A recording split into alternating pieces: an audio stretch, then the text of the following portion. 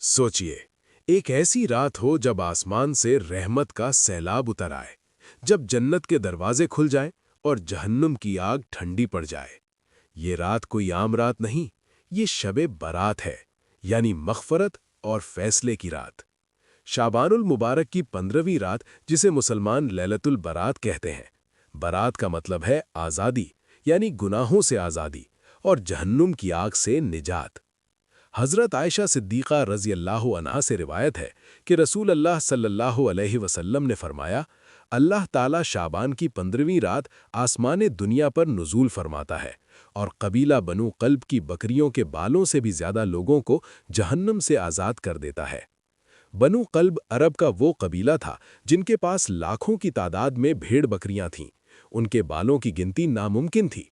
इस मिसाल का मतलब ये है कि अल्लाह की रहमत की कोई हद नहीं, वो इस रात बेशुमार लोगों को बख्श देता है। लेकिन दोस्तों, ये रात सिर्फ माफ़ी की नहीं, ये फैसले की रात भी है।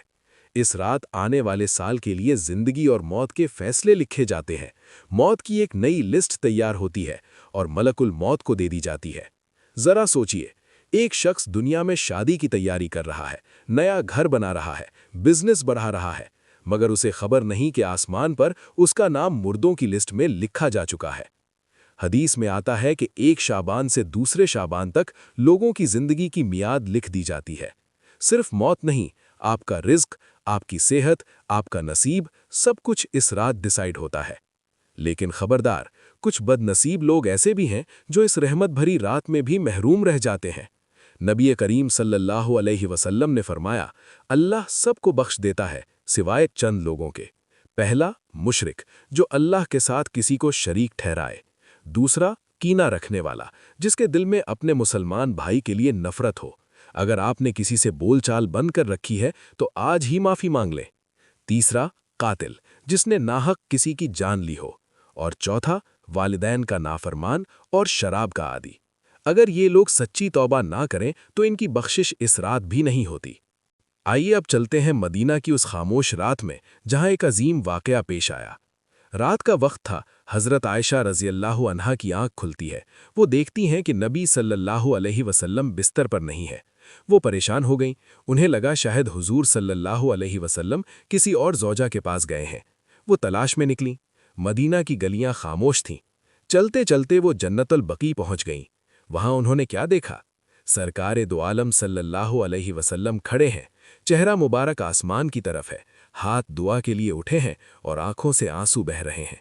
वो अपने उम्मत के लिए रो रो कर माफ़ी मांग रहे थे। जब हुजूर ने आहट महसूस की तो फरमाया, ए आयशा, क्या तुम्हें डर था कि अल्लाह और उसका रसूल तुम पर जुल्म करेगा? हज़रत आयशा ने अर्ज़ किया, या रसूल अल्लाह, मुझे लगा आप कहीं और तशरीफ़ ले गए हैं। आप सल्लल्लाहु अलैहि वसल्लम ने फरमाया, जिब्रील मेरे पास आए और बताया कि आज 15 शाबान की रात है। इस रात अल्लाह आसमान दुनिया पर नुज़ूल फरमाता है और जन्नत के दरवाजे खोल देता है। हदीस में आता है कि इस रात जन्नत के तमाम दरवाजे खुल जाते हैं और हर दरवाजे पर फरिश्ते आवाज़ लगाते हैं। पहले दरवाजे से आवाज़ आती है, खुशखबरी हो उनके लिए जो आज रात रुकू और सजदा कर रहे हैं। दूसरे दरवाजे से, मुबारक हो उन्हें जो आज अपने गुनाहों पर रो रहे हैं। तीसरे दरवाजे से, भलाई है उनके लिए जो आज अल्लाह का जिक्र कर रहे हैं। फिर आवाज़ आती है, क्या है कोई माफ़ी मांगने वाला कि उसे माफ़ किया जाए? क्या है कोई मांगने वाला कि उसकी झोली भर दी जाए? क्या है कोई मुसीबत का मारा कि उसकी मुसीबत दूर की जाए? ये सिलसिला फज्र की आज़ान तक चलता रहता है। तो दोस्तों, इस रात को कैसे गुजारें? सबसे पहले अपने दिल साफ करें।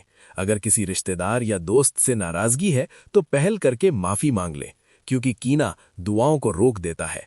रात को नवाफिल पढ़ें, कुरान की तिलावत करें, खासकर सूरे यासीन, और अगर मुमकिन हो तो कब्रिस्तान जाएं और मुर्दों के लिए दुआ करें। और हाँ, अगले दिन यानी 15 शाबान का रोज़ा ज़रूर रखें। एक ज़रूरी बात, इस रात को आतिशबाजी या शोर गुल में ज़ाया ना करें। ये इबादत की रात है, तमाशे की नहीं। ये रात साल में एक बार आती है। क्या पता अगले साल हम जिंदा भी होंगे या नहीं। शायद मेरा या आपका नाम उस मौत की लिस्ट में लिखा जा रहा हो। इसलिए आज रात अपने रब को मना लीजिए। वो गफूरुर रहीम है। वो बहाना ढूंढता है माफ करने का। अल्लाह हम सबको इस रात की बरकत से मालामाल फरमाए और हमारा अंजाम बखैर करे। आमीन। اگر اس ویڈیو نے آپ کے دل پر دستک دی ہے تو اسے صدقہ جاریہ سمجھ کر شیئر ضرور کریں، کمنٹ میں آمین لکھیں اور چینل کو سبسکرائب کرنا نہ بھولیں۔ جزاک اللہ۔